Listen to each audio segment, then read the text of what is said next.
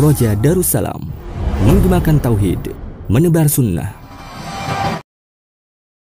Bismillahirrahmanirrahim. Assalamualaikum warahmatullahi wabarakatuh.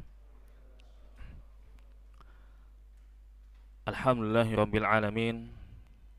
Wa bihi nasta'inu ala umurid dunya waddin. Wa nusalli wa nusallim ala nabiyina Muhammad wa ala alihi wa sahbihi ajma'in. Amma ba'd. Fa ikhwati fillah wa akhwati fillah rahimani wa rahimakumullah. Alhamdulillah Allah masih memberikan kita kesempatan untuk sama-sama membahas fikih, dan kita masih melanjutkan terkait dengan tohara pada bab air.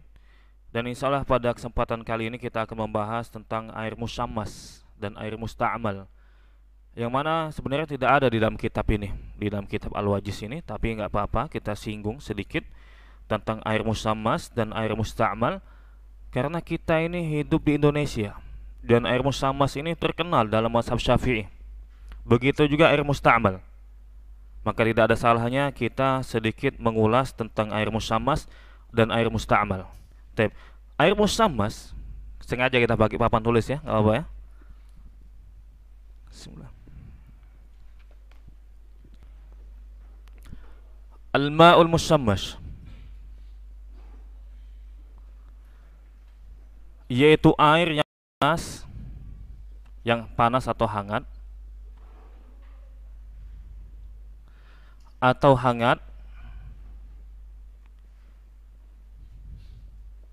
yang terkena sinar matahari.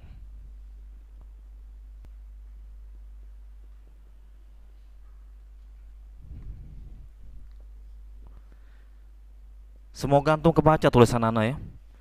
Kebaca ya. Ana diprotes sama istri Ana, lihat video Ana disuruhnya belajar nulis Ana. Air yang panas atau hangat yang terkena sinar matahari. Apa hukumnya? Hukumnya dalam mazhab Syafi'i makruh. Hukumnya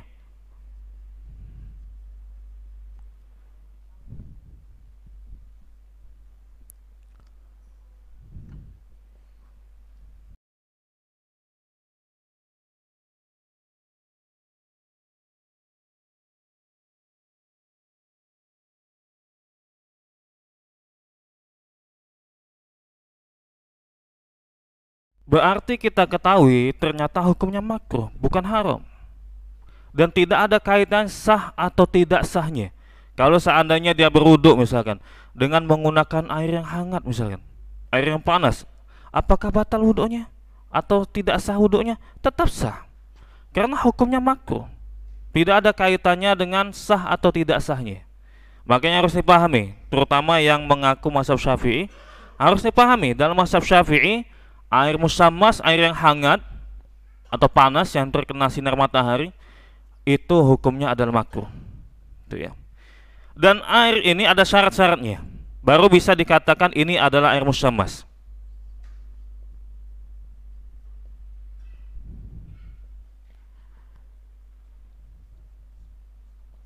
Musammas ya, musammas. Satu. Saya taruh sini ya. Musammas.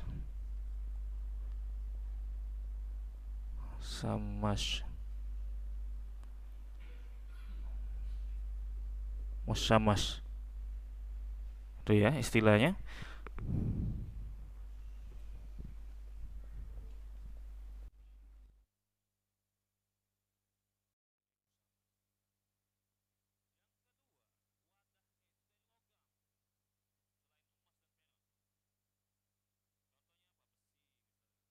Yang ketiga, digunakan untuk manusia. Kalau digunakan untuk nyiram tanaman dan yang lainnya, maka ini fungsinya bukan disebut dengan air musammas. Bisa dipahami Pak ya? Bisa dipahami ya? Jadi air dispenser bukan. Kalau kita praktekkan air dispenser bukan. Masak air gitu kan. Oh ini musim dingin, masak air dia ngidupin kompor. naruh panci di kompor itu, kemudian masak air, ini air musammas. Enggak, bukan. Tidak memenuhi persyaratan. Dan dalam mazhab Syafi'iyah hukumnya makruh. Jangan sampai kita dengar, oh ini enggak sah wudunya, pakai air yang haram misalnya. Enggak, hukumnya makruh berwudu atau menghilangkan najis dengan air musammas, gitu ya. Taib. Iya, digunakan untuk ini ya, atau digunakan untuk berwudu. Saya ralat. Untuk mandi bisa, untuk mandi juga bisa. Apa dasar pendapat ini? Yaitu perkataan Imam Syafi'i di dalam kitabnya Beliau mengatakan, wala akrahul ma'a al-musammasa illa min jihati tib. Itu. Dan aku ini memakruhkan air musammas itu sebabnya karena segi kesehatan. Nah itu. Bukan ada dalil, bukan. Tapi dari segi kesehatan. Dari segi kesehatan ini berdampak nggak baik sama kulit. Mungkin penyakit apa misalkan, gitu ya. Atau belang atau apa, intinya tidak baik untuk kulit. Gitu. Dan dasarnya adalah perkataan langsung Imam Syafi'i. Namun ternyata pendapat ini dikritisi oleh muridnya, yaitu Imam Nawawi. Imam Nawawi tidak sependapat dengan hukum air musammas. Beliau tidak sependapat dengan gurunya Imam Syafi'i yang mengatakan air musammas itu makruh kalau ditinjau dampak yang tidak baik dari segi kesehatan. Kata Imam Nawawi di dalam kitabnya Al-Majmu' Syarh Muhadzab, bisa dilihat, wa annal ma'al musammas la asla li karohatihi wa lam yasbut 'anil atibba fihi syai'. Kata beliau Imam An-Nawawi, dan air musammas tidak ada asal sama sekali, tidak ada asal usul sama sekali untuk memakruhkannya, enggak ada. Asal usul kok bisa jadi makruh, enggak ada. Walam yasbut 'anil atibba fihi syai'. Dan tidak bisa dibuktikan dari segi kesehatan terdapat sesuatu yang membahayakan. Artinya kalau alasannya dari segi kesehatan ini membahayakan, ternyata kata Imam Nawawi enggak membahayakan. Itu ya. Jadi Allah alam, pendapat yang paling tepat ini yang dijelaskan oleh Imam Nawawi, yang menurut saya lebih condong pada kebenaran, bahwasanya air musammas itu tidak makruh. Boleh kita berwudu dengan air hangat atau mandi dengan air hangat. Kalaupun dia mau mengambil pendapat Imam Syafi'i, silakan, makruh, tapi jangan seakan-akan ini haram, jangan. Dan ingat, bukan hanya air yang hangat langsung dikatakan air musammas, enggak, tapi harus dipenuhi syarat-syaratnya. Allahu a'lam bishawab. Ini sekilas tentang air musammas. Ini ya. Bisa dipahami ya, seolah ya. Itu. Iya. Anak hapus ini ya. Udah ya. Kayak di kelas itu nggak apa-apa ya. Saya belajar kayak gini nggak apa-apa. Yang kedua, yang terkenal di dalam mazhab Syafi'iyah yang harus kita ketahui, karena kita nih hidup di Indonesia ini. Antum diajak ngomong masalah air mustakmal nggak paham. Nah, kenapa? Ana belajarnya fikih Hambali, jelas fikih Hambali nggak dijelaskan. Rata-rata nggak dijelaskan tentang air mustakmal ya, tidak dijelaskan secara rinci ya.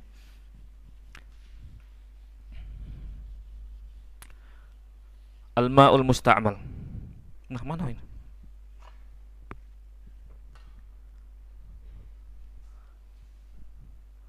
Al-ma'u al-mustakmalu. Air mustakmal. Air mustakmal.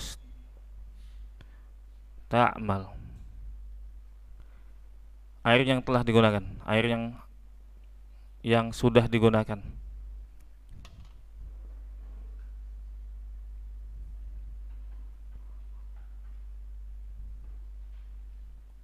Ini ya. Air mustakmal itu air yang sudah digunakan. Mustakmal namanya aja mustakmal. Mustakmal itu artinya yang sudah digunakan. Dalam mazhab Syafi'i, di dalam kitab Al-Muhazzab, inda Syafi'iyah, al-ma'ul qalil al-mustakmalu fi fardhi thaharati an hadatsin aw fi izalati najasin. Ini yang dinamakan dengan istilah air musta'mal. Pengertiannya yaitu air yang sedikit. Yang sedikit.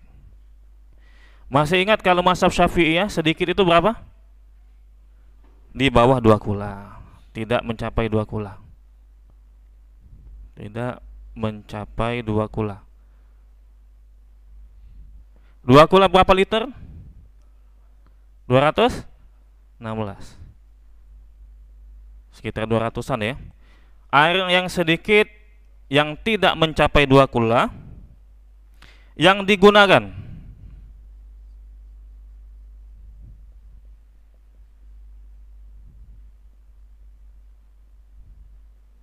untuk bersuci yang wajib.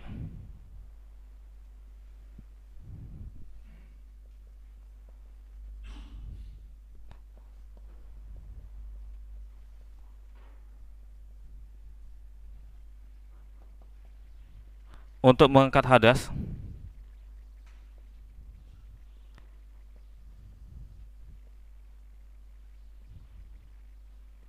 Hadas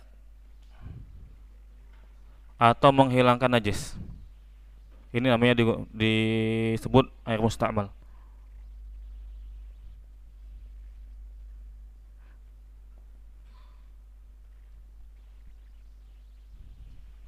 Najis.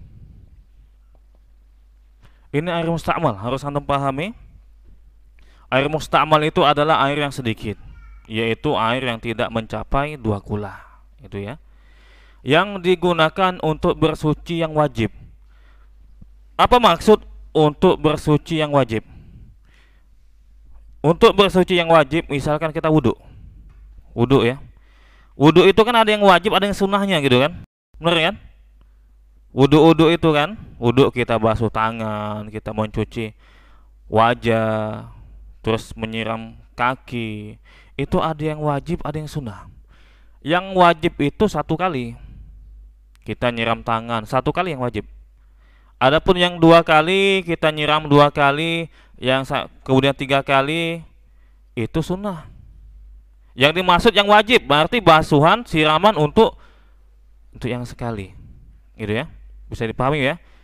Kalau antum kena tetesan, antum pakai lagi air bekas nyiram tangan tapi siraman kedua, itu bukan dinamakan air musta'mal. Bukan. Paham ya sampai sini ya? Karena yang digunakan adalah untuk bersuci.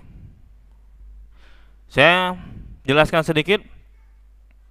Di dalam mazhab Syafi'i dan mazhab yang lainnya, hitungan itu kapan dianggap 1 kali ketika kita wudhu.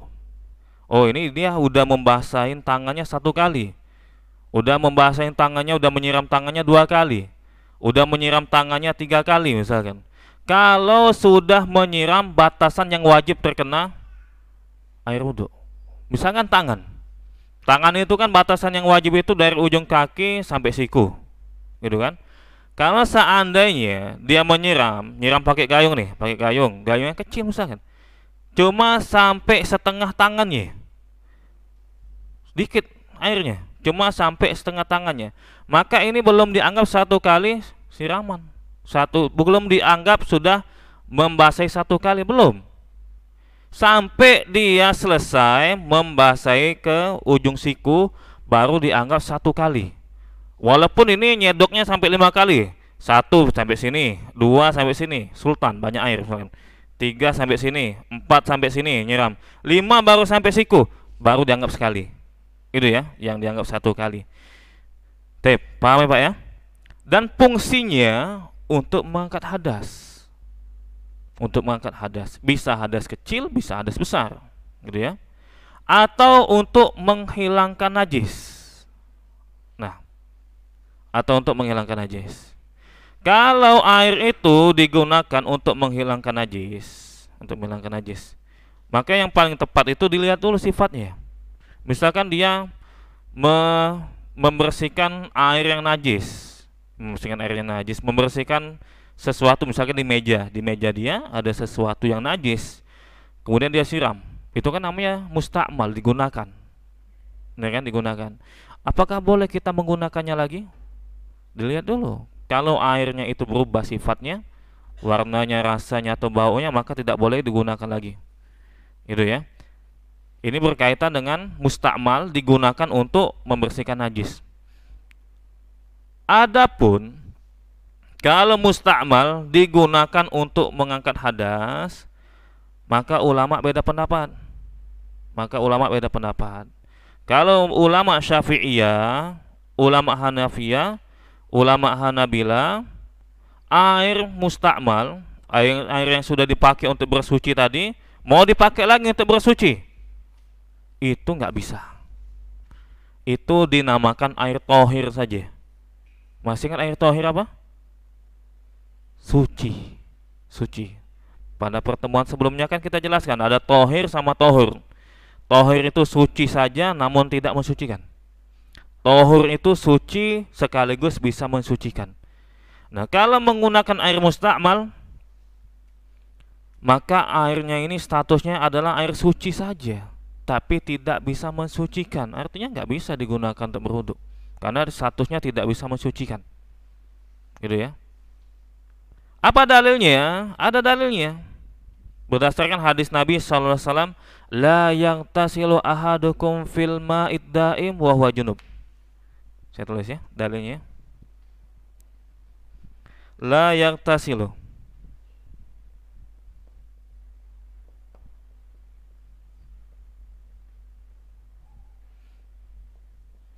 fil ma'id daim wa huwa junub. Artinya tidak boleh. Nah, antum kalau artinya silakan catat sendiri ya. Tidak boleh salah seorang dari kalian untuk mandi di air yang tidak mengalir ketika kondisinya sedang junub. Saya ulang ya artinya ya. La yaghtasilu ahadukum fil ma'id daim wa huwa junub. Salah seorang dari kalian itu tidak boleh mandi di air yang tidak mengalir. Antum punya bak mandi itu lah, nggak ngalir kan misalkan, nggak boleh mandi di situ kalau kondisinya lagi junub. Ini dalilnya. Kalau kondisi lagi junub, tidak boleh mandi, antum nyemplung di situ di tempat yang airnya itu tidak mengalir. Itu. Nah, terus bagaimana pendalilannya? Kok bisa ini menjadikan hukum air mustakmal? Dijelaskan di sini maksudnya. Maksudnya itu kenapa Nabi melarang? Kenapa orang yang junub dilarang untuk mandi di tempat air yang tidak mengalir? Kenapa? Karena nanti kalau dia gunakan, dia nyemplung situ misalkan, tidak bisa digunakan lagi untuk bersuci. Itu maksudnya. Itu ya, bisa dipahami ya alasannya ya. Kalau dia gunakan nyemplung di situ mandi di daman misalkan, mandi di apa di kolam gitu kan, nggak ngalir tuh airnya. Antum hati-hati kalau junub lagi di kolam renang, jangan mandi situ. Dalam mazhab itu antum diprotes antum, gitu ya. Paham sampai sini ya? Sisi pendalilannya gitu. Untuk apa Nabi ngelarang? Pasti ada sebab katanya, gitu kan? Apa sebabnya? Sebabnya kalau dia mandi sana, maka air yang bekas dia mandi situ, nyemplung situ, tidak bisa mensucikan tuh orang setelahnya. Itu maksudnya. Makanya dilarang, makanya Nabi ngelarang. Gitu. Ini sisi pendalilan yang mengatakan air mustakmal itu dilarang. Tapi pendapat ini lagi-lagi dikritisi sama muridnya Imam Nawawi ya. Antum jangan heran ya, guru sama murid, kadang-kadang beda pendapat. Contoh nih, kita baru bahas dua tema nih. Tadi air musammas, kemudian air mustakmal. Gurunya mengatakan air musammas itu makruh, muridnya mengatakan enggak. Ini juga mazhab Syafi'i mengatakan air mustakmal itu tidak boleh digunakan, gitu kan? Tapi kata Imam Nawawi dikritisin pendalilan kayak gini. Kata Imam Nawawi gini. Pendalilan kayak gini yang katanya tadi la yaghtasilu ahadukum fil ma'id daim wa huwa junub. Nabi ngelarang itu seseorang junub mandi di tempat airnya nggak ngalir karena nantinya tidak bisa mensucikan, tidak bisa mengangkat hadas orang setelahnya. Ini perlu dikritisi pendalilan kayak gini. Karena maksud Nabi itu melarang seperti itu Bukan karena airnya itu tidak bisa digunakan untuk mensucikan orang selanjutnya, bukan. Tapi khawatir air ini jadi kotor. Kalau dipakai berulang-ulang kan nggak ngalir airnya. Airnya nggak ngalir-ngalir gitu kan. Antum pakai misalkan, jadi kotor itu. Jadi kotor. Kemudian apa? Sifatnya berubah, sifat airnya. Sifat airnya berubah. Antum mandi di kolam renang misalkan. Mandi di kolam renang, lama-lama tuh berubah itu. Kalau nggak diganti, berubah. Jadi sebabnya itu bukan karena tidak bisa mensucikan, dikhawatirkan menjadi kotor. Dikhawatirkan menjadi kotor sehingga berubah salah satu sifat air tadi. Mungkin berubah rasanya, mandi, berulang terus mandi di situ. Keringatnya, nah kan pengaruh jadi asin. Yang tadinya air tawar, gara-gara ada yang mandi di situ jadi asin, berubah ini. Berarti salah satu sifatnya berubah dari benda luar, gitu kan? Atau warnanya, yang tadinya bening dipakai terus, airnya nggak diganti, kan nggak ngalir, nggak diganti. Dakinya nempel situ, jadi hitam. Nah, berubah lagi sifatnya. Baunya, nah, yang tadinya nggak ada bau, tiba-tiba jadi bau. Kenapa? Sekalian kencing di situ misalkan. Nah, itu dia khawatirkan mengotori. Itu kata Imam Nawawi. Dan pendapat yang tepat Allah alam yang mengatakan suci tetap. Air mustakmal itu suci sebenarnya. Sebenarnya ya, air mustakmal itu yang menurut saya pendapat paling lebih mendekati kebenaran. Air mustakmal itu suci. Berdasarkan dalil yang diriwayatkan oleh Imam Tirmizi dan hadis ini dihukumi hasan sahih. Irtasala ba'du azwajin Nabi sallallahu alaihi wasallam fi jabnah.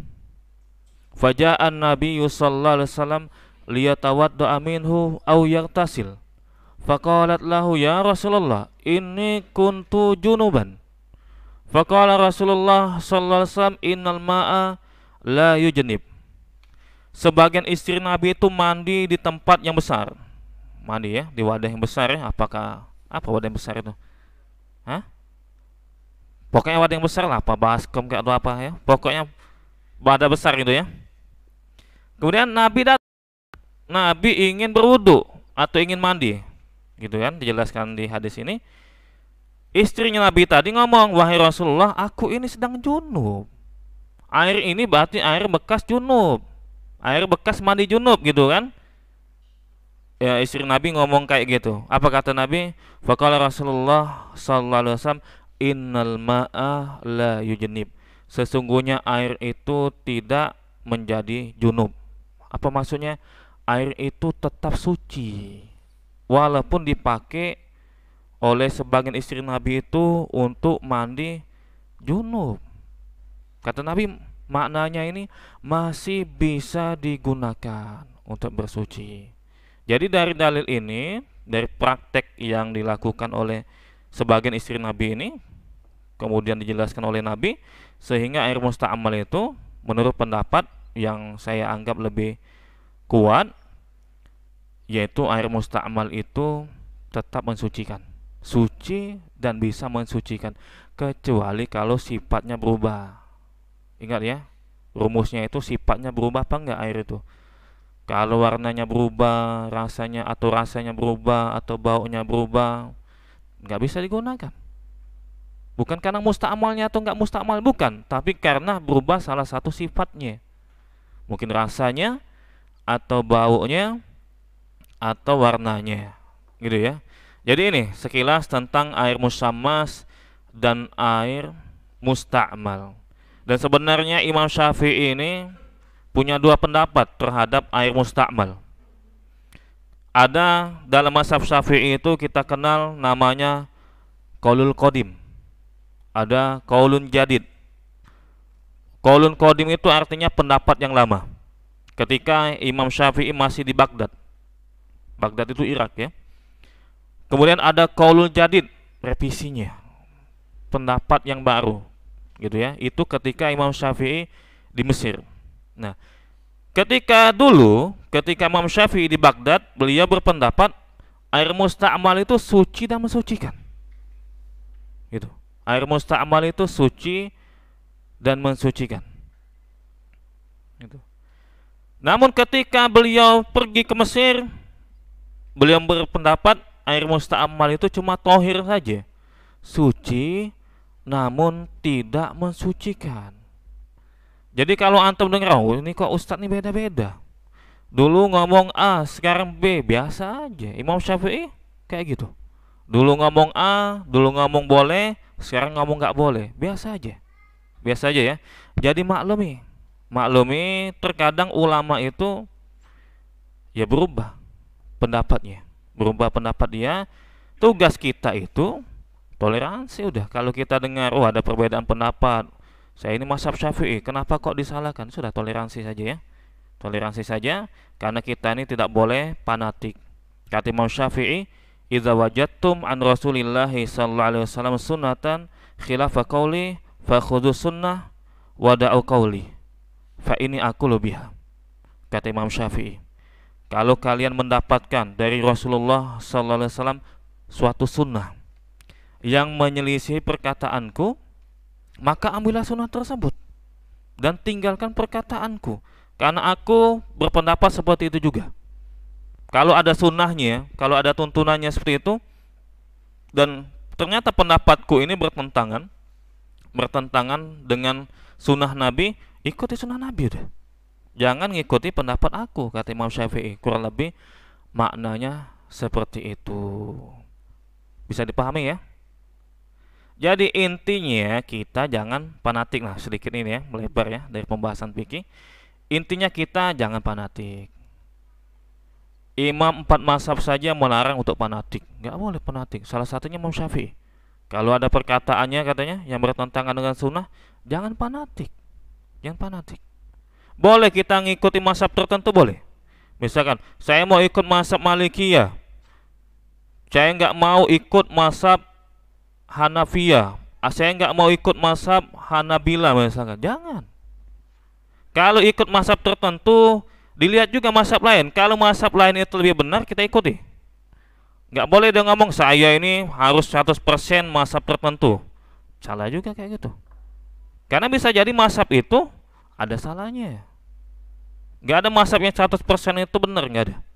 Dan tidak ada orang 100% ngikut mazhab tertentu, nggak ada. Misalkan dia mengaku saya ini mazhab Hanbali 100%, nah ini agak dicurigai nih pendapat dia ini.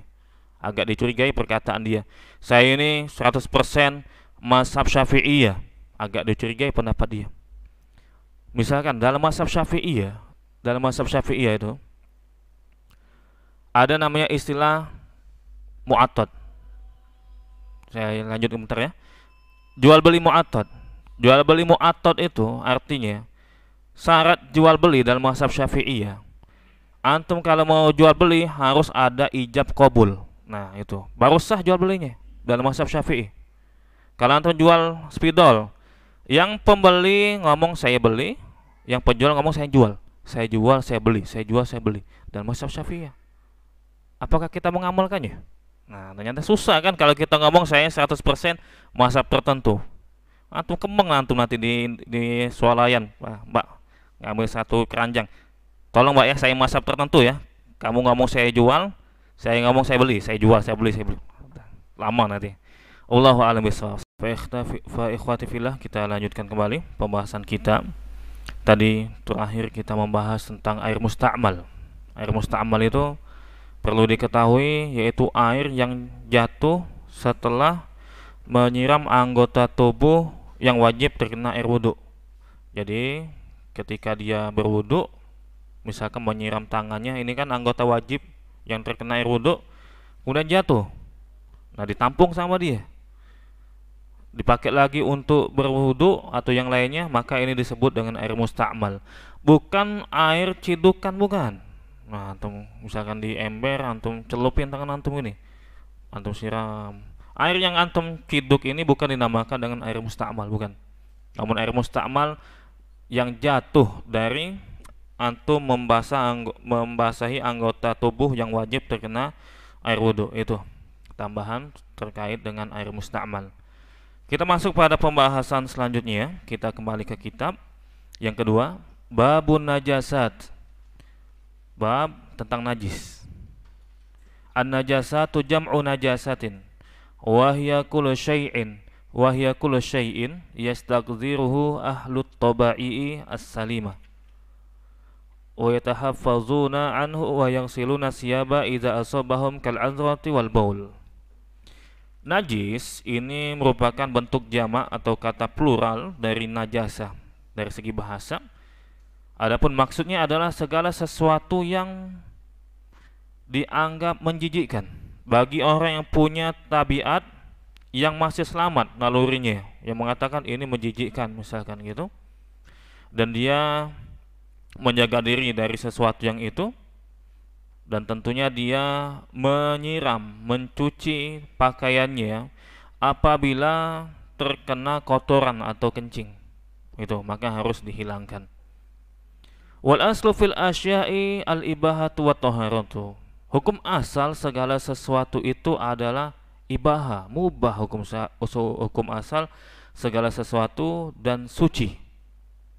Jadi hukum asal statusnya, asalnya segala sesuatu, entah itu kotak tisu dan yang lainnya, hukum asalnya kita anggap ini adalah suci dan mubah, kecuali ada dalil yang mengatakan ini tidak suci, yang mengatakan ini bukan mubah lagi, makruh atau haram dan seterusnya. Gitu ya. Faman za'ama najasata 'ainin ma fa'alaihi bid dalil fa inna hadabihi fadzalik wa an ajiza anhu aw jaa bima la taqumu bihi al-hujjatu fal wajibu 'alaina al-wuqufu 'ala ma yaqtadihi al-aslu wal bara'atu. Kemudian kata penulis, kalau sekiranya dia ini tidak punya kemampuan terhadap dia tidak punya kemampuan untuk menentukan ini najis atau tidak, nggak punya hujjah dia, dalilnya apa ini najis atau nggak tahu dia, nggak boleh mengklaim ini najis atau nggak boleh. Fal wajib alaina al-hukum, maka wajib bagi kita kalau kita nggak tahu nih ini najis atau enggak, ini mubah atau haram atau enggak, maka kita hukum berhenti kepada hukum asal, yaitu hukum asal segala sesuatu adalah suci dan mubah. Paham nggak? Semoga bisa dipahami ya. Li'anal hukma bin najasati hukmun taklifiyun ta'umu bihil balwa fala yahilu ila ba'da qiyamil hujjah. Karena menghukumi sesuatu itu najis itu adalah hukum taklifi yang sudah menyeluruh ke suatu tempat, maka tidak boleh kita ini menghukumi itu najis, itu bukan sesuatu yang mubah, kecuali ada hujahnya, kecuali ada dalilnya. Jadi kesimpulan dari penjelasan ini, muqaddimah dari bab najis, yaitu hukum segala sesuatu itu adalah suci. Kalau kita nggak tahu, dikasih, nah ini kamu dikasih sesuatu ini, jangan kita hukumi ini najis, nggak boleh kita hukumi najis, kecuali kalau kita tahu, oh ini sesuatu ini ada dalilnya ini yang menjelaskan ini adalah najis. Karena kita harus kembali ke setelan awal dulu. Setelan awal, hukum asal awal itu adalah suci dan mubah. Sama setelan awal ibadah, hukum asal ibadah itu haram, misalkan gitu ya, kecuali kalau ada dalil baru boleh dikerjakan. Nah gitu, kalau ibadah kaidahnya hukum asalnya adalah haram, nggak boleh ibadah kecuali kalau ada dalilnya. Itu yang dijelaskan ulama. Nah kalau sesuatu benda hukum asalnya itu adalah suci dan mubah, kecuali kalau ada dalilnya yang menjelaskan itu bukan suci dan mubah. Jadi jangan ragu gitu, jangan ragu. Habis sholat lihat ada kotoran ini, nah, ada kotoran, ini najis apa enggak ini? Gimana sikap antum kalau antum habis sholat nemu ada kotoran di pakaian antum misalkan, atau di tangan antum, lihat dulu, antum yakin yang mana? Antum yakin yang mana? Antum yakin antum sholat dalam keadaan suci, gitu kan? Dan antum ragu ini kotoran ini kapan nempelnya nih? Apakah setelah selesai sholat nempelnya baru dapat kotoran yang najis, atau pas sholat? Maka kaidahnya kita ikuti mana yang yakin. Kalau ada dua hal berkumpul, bertemu, yang pertama yakin, yang kedua ragu. Nah itu, maka kita pilih yang yakin, yang ragu tinggalkan. Itu ya. Kalau ada dua hal terkumpul nih, bertemu, yang satu yakin, yang kedua ragu. Saya ambil contoh gampangnya gini aja. Antum yakin, antum tuh wudhu, udah wudhu tadi dari sholat maghrib wudhu, gitu kan? Kemudian antum ragu mau sholat isya, ragu nih, ini batal apa enggak ya? Berarti kan dua hal berkumpul kan, bertemu kan? Yang pertama antum yakin sudah wudhu, yang kedua antum ragu, udah batal belum? Maka kaidah tadi menjelaskan kita ambil yang yakin. Yang yakin tadi apa? Kita dalam kondisi berwudhu. Yang ragu apa? Kita batal apa enggak? Maka yang kita pilih, kita ini dalam kondisi berwudhu karena yang yakin. Yang dipilih adalah sesuatu yang yakin. Yang ragu-ragu ditinggalkan. Bisa dipahami ya? Kaidahnya seperti itu ya.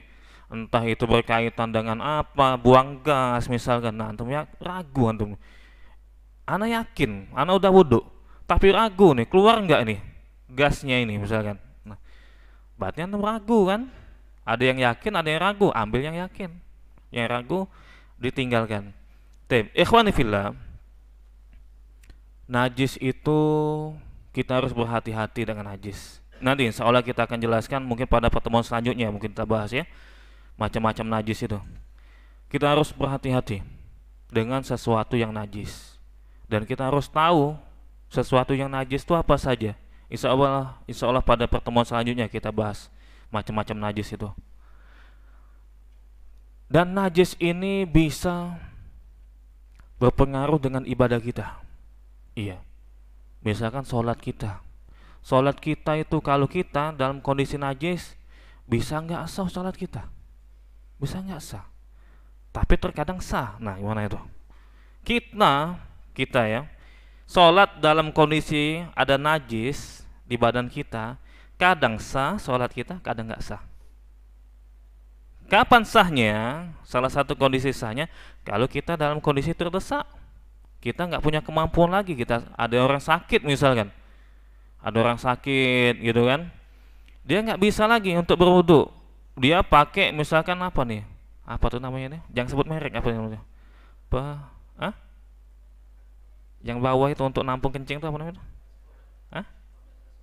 Bukan popok ya. Popok. Jangan sebut merek antum. Sekarang bahaya nyebut merek antum. Anda sebut merek ini nah bahaya antum, hati-hati. Jangan sebut mereknya ya. Kita ambil umumnya aja ya. Bisa-bisa antum dituntut sama perusahaan ya. Nah, ini gara-gara ini sepi penjualan nih. Ada fatwa salah, nggak boleh pakai ini misalkan. Padahal nggak gitu maksudnya kan? Iya. Kalau kondisinya darurat, dia sholat dalam kondisi ada najis, nggak apa-apa, silakan, nggak apa-apa. Dia nggak bisa berwudu, dia nggak bisa membersihkan, dia nggak punya kemampuan untuk itu, maka dibolehkan. Ketika orang sakit gitu ya. Nah, tapi kalau kita nih mampu, kalau kita mampu untuk membersihkan najis, kondisinya macam-macam. Terkadang kita tahu di badan kita ada najis, sebelum sholat. Nah, sebelum sholat antum udah tahu nih, sebelum qomat ada najis di baju antum misalkan, harus dibersihkan. Kalau antum lanjut sholat nggak sah. Kenapa? Salah satu syarat sah sholat itu harus bersuci. Suci badan, pakaian, suci tempat sholat, suci badan, alias tidak berhadas. Nggak boleh dia dalam keadaan berhadas. Ini yang pertama. Tidak boleh pakaiannya itu ada najis. Tidak boleh badannya itu ada najis. Tidak boleh tempat sholatnya itu ada najis. Itu syaratnya harus suci. Nah, kalau antum tahu dari awal ada najis di badan antum atau di baju antum, harus dibersihkan. Mau nggak mau harus dibersihkan. Kalau dilanjutkan gimana? Nggak sah sholatnya, karena tidak memenuhi syarat sholat, yaitu harus suci.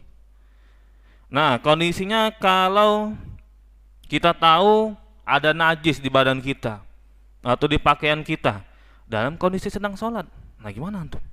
Lagi sholat, ada bisikin kawan antum, ya ada najis belakang kau. Nah, gimana antum? Kayak gitu. Gimana? Antum tahu nih, dibisikin, ada najis, lihat ya di bawah kau misalnya, nah, di bagian bawah ada najis itu ada kotoran misalkan. Gimana kondisinya?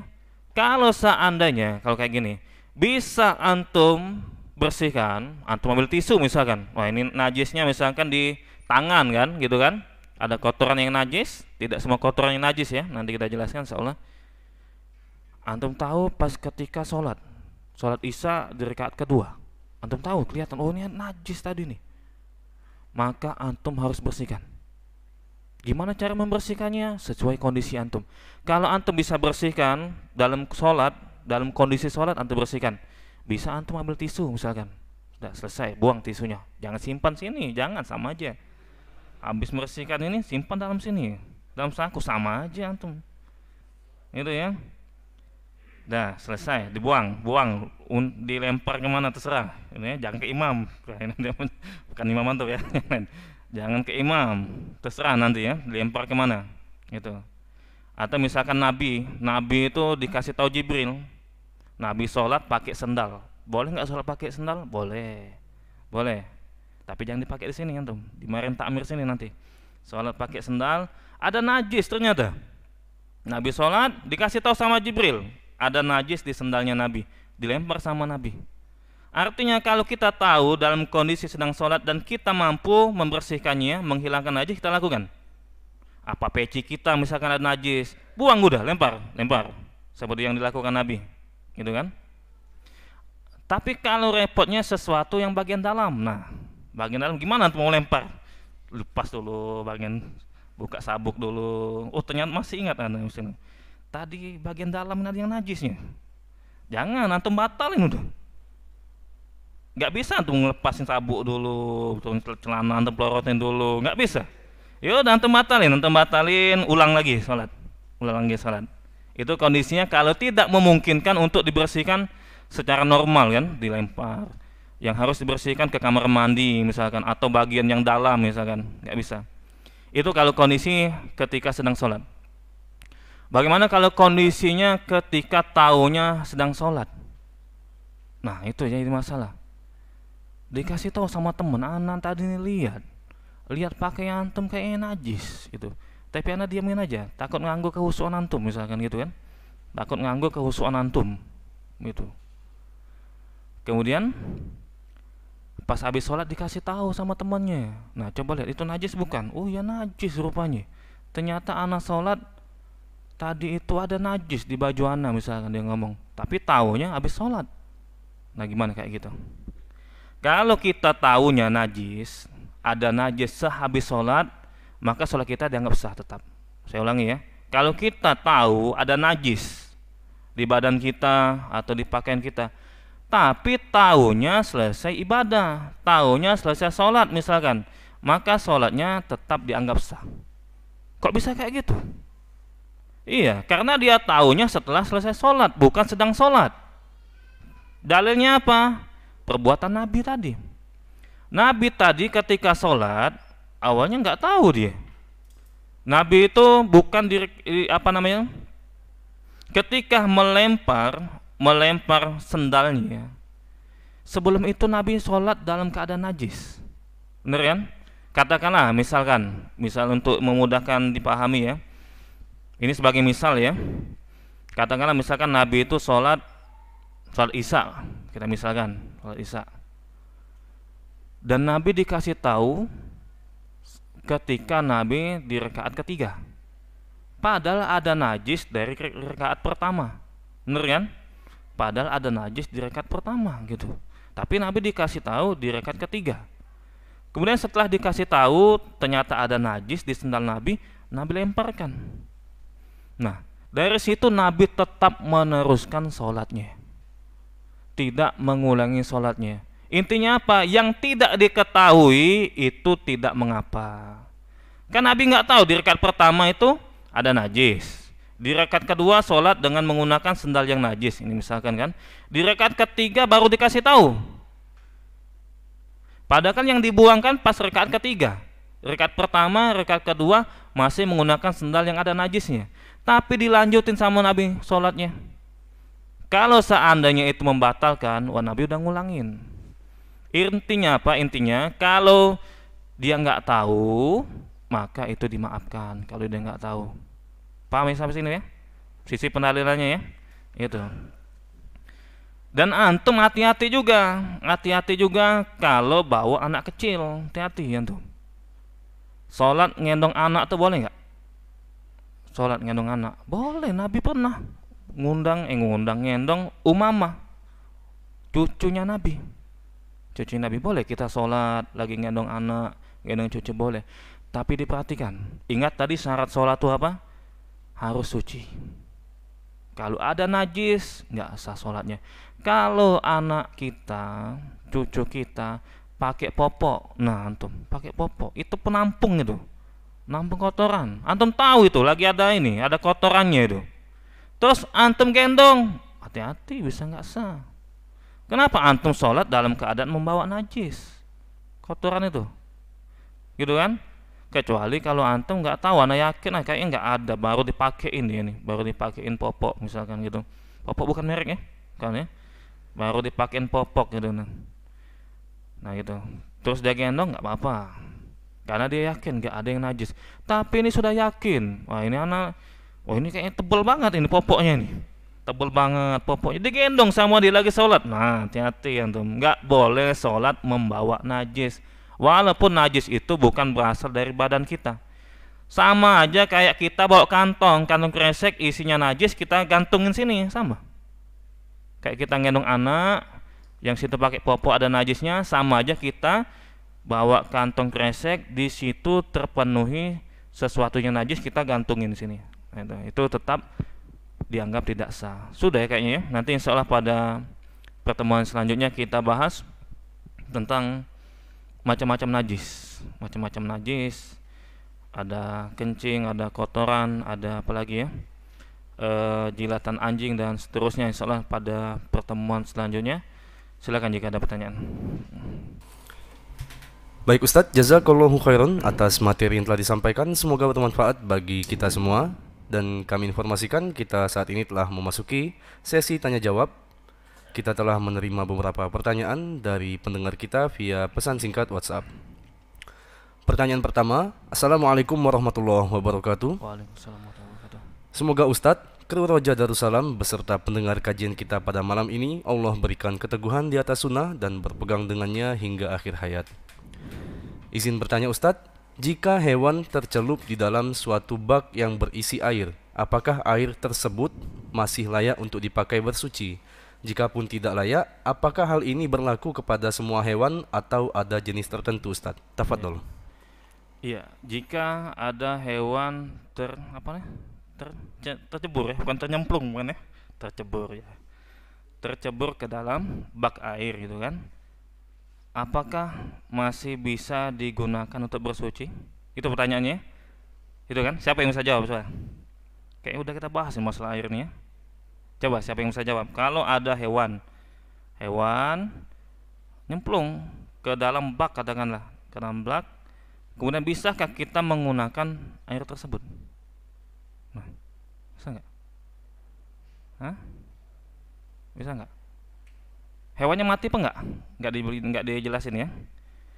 Ya ini kalau seandainya hewannya hewan yang suci. Kan hewan itu ada yang suci, ada yang najis gitu kan.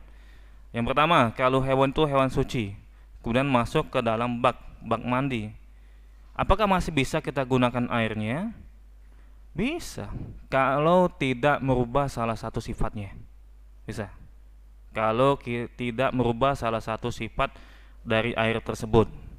Misalkan ada bak ditaruh ikan sama dia, ini kan hewan kan, ditaruh ikan sama dia, dan ternyata tidak merubah sifat, baunya tidak berubah, sifatnya rasanya tidak berubah, warnanya tidak berubah, maka bisa digunakan untuk bersuci.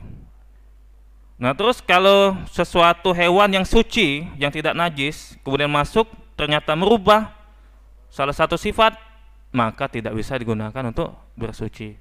Mungkin bulunya kotor misalkan, bulunya kotor sehingga merubah warna air tersebut, berarti merubah salah satu sifat, maka tidak bisa digunakan untuk bersuci.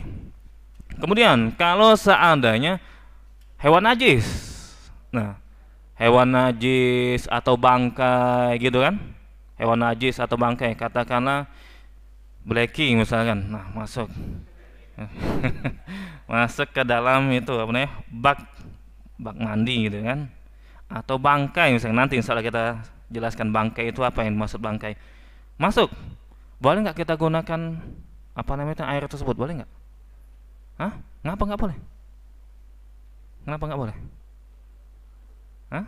Coba bantu Ana coba. Boleh nggak kita gunakan? Hah? Boleh. Kenapa boleh? Nah benar. Sumur bidoa atau bodoa gitu ya. Sumur bidoa itu sesuatu adalah sumur tempat pembuangan sampah dibuang di situ. Bangkai hewan dibuang di sumur situ. Darah haid dibuang di sumur tersebut. Tetapi kata Nabi masih bisa digunakan untuk bersuci. Kan bangkai najis tuh. Najis. Tapi kata Nabi masih bisa digunakan untuk bersuci. Jadi gimana tolak ukurnya? Dilihat, mau itu sesuatu yang suci hewannya, mau hewannya itu sesuatu yang najis. Kalau tidak merubah sifat airnya, entah itu rasa, bau atau warna, maka boleh digunakan untuk bersuci. Allahu a'lam bishawab. Ya. Baik Ustadz, jazakallahu khairan atas jawabannya. Semoga bermanfaat bagi penanya maupun pendengar sekalian dimanapun berada. Kami beri kesempatan selanjutnya kepada jamaah Masjid At-Tauhid yang ingin bertanya langsung berkenaan dengan tema bahasan kita pada malam hari ini. Dipersilakan untuk bertanya melalui mikrofon atau bisa melalui tulisan yang diserahkan kepada panitia atau kepada Ustadz langsung. Tafadhol. Ada pertanyaan tertulis di sini, saya bacakan ya. Assalamualaikum warahmatullahi wabarakatuh. Afwan Ustadz, ana izin bertanya, bagaimana jika kita menahan kencing ketika sholat? Hukumnya boleh apa tidak? Apa yang harus saya lakukan? Jazakallahu khairan Ustadz wa iyyak. Apa hukumnya? Hukumnya itu makruh. Hukumnya makruh ketika kita menahan kencing atau buang air besar dalam sholat. La sholata bi hadrati ta'am wa la huwa yudafi'uhu akhbasan. Kata Nabi sallallahu alaihi wasallam, atau kama qala sallallahu alaihi wasallam, sholatnya tidak sempurna. Sholatnya tidak sempurna ketika makanan dihidangkan. Ingat ya, ketika makanan dihidangkan. Yang dimaksud makanan dihidangkan itu kalau nganggu pikiran dia, nganggu kehusuan dia. Tidak semua makanan dihidangkan kemudian kita makan dulu padahal sudah iqamat, enggak. Yang dimaksud adalah makanan yang bisa nganggu kehusuan kita kalau kita sholat, lagi kondangan, acara inti makan prasmanan misalkan. Kepikiran dia, sudah makan dulu. Daripada antum imam ngomong ini bukan amin atau ngomong ayam goreng misalnya, kepikiran terus. Nah, sudah, kalau yang bakalan nganggu pikiran sudah makan dulu gitu ya. Tapi kalau makanan sepele, nah ada hadisnya ini, tidak sempurna sholatnya kalau makanan dihidangkan. Yang dihidangkan kuaci cuma, nah misalkan ini kan nggak nganggu pikiran kan, sudah sholat aja, intinya mengganggu pikiran. Yang kedua kata Nabi, ketika dia membuang hadas, tidak sempurna sholatnya. Artinya apa? Hukumnya makruh. Terus apa yang harus dilakukan? Kalau ini mengganggu kehusuan ya, maka utamakan kita menunaikan hajat kita, kemudian baru ikut sholat berjamaah, walaupun telat, walaupun tidak mendapatkan takbiratul ihram. Kenapa? Yang paling inti dalam sholat itu adalah khusyuk. Bukan antum datang di rakaat pertama, bukan antum di shaf pertama, bukan. Yang paling antum harus lihat khusyuk apa enggak. Makanya Nabi ngomong enggak sempurna sholatnya kalau dia lagi nahan buang hajat. Kenapa? Nganggo khusyuan. Lebih baik dia tunaikan hajat dia, kemudian baru ikut berjamaah. Itu ya. Jadi yang paling utama itu kita tinjau khusyuk apa enggak. Belum tentu orang yang sholat di rakaat di shaf kedua lebih baik dibandingkan dengan shaf pertama, belum tentu. Misalkan di shaf pertama panas ini, enggak kena AC misalkan. Ana lebih khusyuk sholat di shaf kedua. Ini lebih baik karena dia lebih khusyuk. Tapi kalau sama-sama khusyuk di shaf pertama dengan shaf kedua, ya maka yang paling utama adalah shaf pertama. Jadi intinya kalau sampai mengganggu kehusuan, Yang paling utama dia lakukan adalah tunaikan hajat dulu, baru kemudian dia ikut berjamaah atau menunaikan sholat. Allah a'lam bishawab. Silakan yang lain.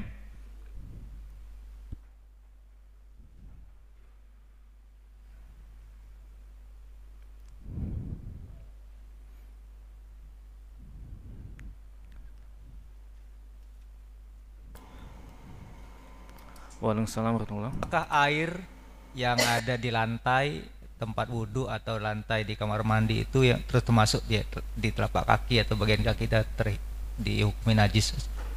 Air yang ada mungkin di lantai, ya. Oh gitu. Atau di tempat wudhu atau di kamar mandi atau di WC itu yang termasuk yang di telapak kaki atau sekitar itu dihukumi najis. Iya.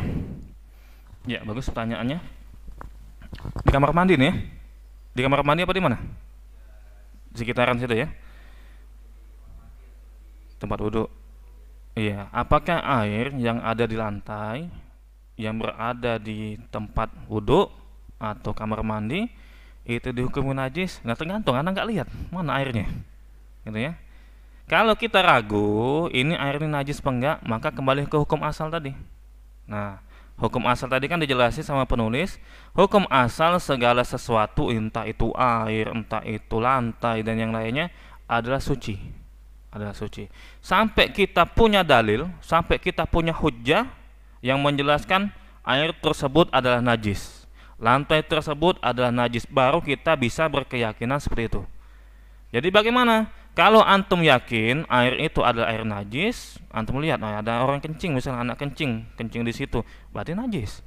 Tapi kalau antum masih ragu-ragu, maka solusinya kembali ke hukum awal, kembali ke setelan awal, yaitu segala sesuatu dianggap suci dan mubah, gitu ya. Kalau kita nggak tahu maka dianggap suci dan mubah. Allahu a'lam bishawab. Gitu. Ya. Silakan jika ada lagi. Ya, silakan.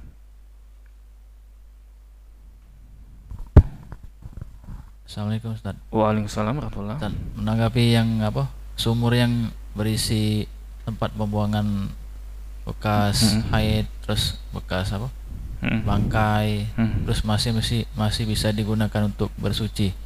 Itu mungkin sumurnya itu besar kali Ustaz ya. Jadi sehingga tidak merubah 3 sifat. Benar nggak? Terima kasih Ustaz. Iya, pertanyaannya. Iya, tentang sumur tadi, sumur bodoa tadi yang masih bisa digunakan ya untuk bersuci. Padahal di situ sebagai tempat pembuangan sampah, sebagai tempat pembuangan bangkai, sebagai tempat pembuangan darah haid, namun masih bisa digunakan untuk bersuci. Apakah tempatnya itu besar, sumurnya itu besar? Allah alam, Anda belum pernah lihat sumurnya itu di mana. Antum doain anak haji antum ya, doain anak haji, nanti anak insya Allah anak kasih tahu nih, insya Allah. Tapi intinya, entah itu besar atau itu kecil, airnya nggak berubah. Yang jadi tolak ukur tuh, iya 3 sifat tadi. Walaupun sumurnya itu besar atau sumurnya kecil, yang jadi tolak ukur itu bukan besar atau kecil, bukan. Yang jadi tolak ukur itu berubah nggak salah satu sifatnya, itu bisa rasanya atau baunya atau warnanya, itu yang jadi tolak ukur itu ya. Iya 3 kaidah itu. Salah satu. Kalau satu saja kena, satu saja yang berubah, maka tidak bisa digunakan untuk bersuci. Tapi ingat kaidah yang dulu yang kita sampaikan pada pertemuan pertama, kalau yang merubah itu adalah benda yang berasal dari luar, bukan benda yang berasal dari dalam. Antum punya bak mandi, berubah warnanya. Kenapa berubah? Ada lumut dalamnya. Padahal nggak ada yang masukin lumut. Lumut itu tumbuh sendiri. Berarti kan sesuatu benda yang berasal dari dalam kemudian merubah salah satu sifat, maka itu tetap bisa digunakan untuk bersuci kalau benda itu berasal dari dalam, gitu ya. Allahu a'lam bishawab. Ya, silakan jika ada lagi. Ya. Waalaikumsalam warahmatullahi wabarakatuh. Ya. Dulu pernah ikut pendidikan gitu, dan ada satu sesi kita tuh disuruh berenang di kolam, dan pas sorenya itu tahu bahwa kolam tersebut kalau malam babi juga berenang di situ gitu. Jadi Itu gimana Tan? Apa kita harus bersuci, harus mandi dengan air tanah gitu atau gimana Tan? Iya, itu ya. Masalah. Iya. Pelatihan apa itu? Oh iya, jangan sebut mereknya ya, Pak. Iya, jadi saya ulangi pertanyaan kan. Ada pelatihan, beliau ada pelatihan, disuruh berenang, kolam renang ya, kolam lumpur ya, suatu tempat penampungan air. Ternyata baru tahu, setelah itu ternyata bekas dipakai babi itu, nyebak itu pelatihnya tuh. Enggak. Apakah kita tadi katanya beliau tadi harus membersihkan, gitu kan? Atau kita membersihkan dengan 7 kali apa tadi? 7 kali pakai tanah ya? Iya. Iya. Bagaimana solusinya seperti ini? Kalau kita tidak tahu itu najis atau enggak, air itu berubah jadi najis atau enggak, kita nggak tahu nih. Kita kan dikasih tahu nggak? Antum tadi berenang malam ini, paginya itu dipakai babi berenang juga. Nah, gitu kan? Gitu. Terus dilihat airnya itu, apakah kan najis kan babi itu kan? Nah, apakah bisa merubah salah satu sifat? Berubah warna, rasa atau bau? Anda nggak tahu, San. Karena sebelum babi itu berenang, Anda nggak tahu kualitas airnya itu gimana, gitu kan? Ya sudah, antum hukum asalnya adalah halal. Tadi hukum asal segala sesuatu itu halal, kecuali ada dalil. Kan antum yakin air itu hukumnya suci, yakin kan? Dan antum ragu ini kena najis apa enggak, berubah jadi najis apa enggak, maka yang kita utamakan, yang kita ambil adalah yakin, itu ya. Kalaupun seandainya antum yakin itu najis, dikasih tahu, nah dulu air ini bening dulu, semenjak babi banyak berenang di sini, nah gitu, jadi hijau airnya, gitu kan? Jadi hijau airnya, jadi merah airnya misalkan, berarti antum tahu nih berubah. Maka bagaimana cara membersihkannya? Siram aja udah. Menurut pendapat yang paling roji, cara membersihkan babi itu dengan disiram, sudah, bukan dengan menggunakan tanah. Nah, menggunakan tanah itu khusus untuk membersihkan anjing, gitu ya. Allah alam bisawab. Nanti insya Allah kita bahas nanti insya Allah. Ya, silakan jika masih ada.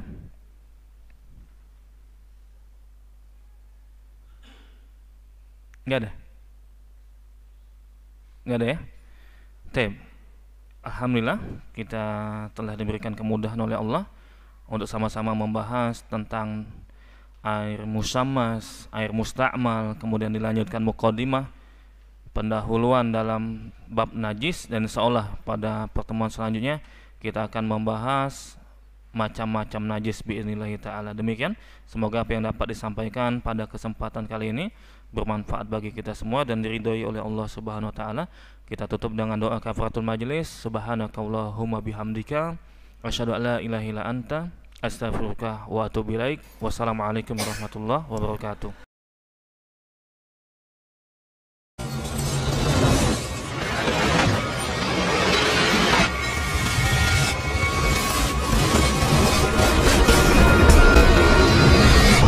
Roja Darussalam, menggemakan tauhid, menebar sunnah.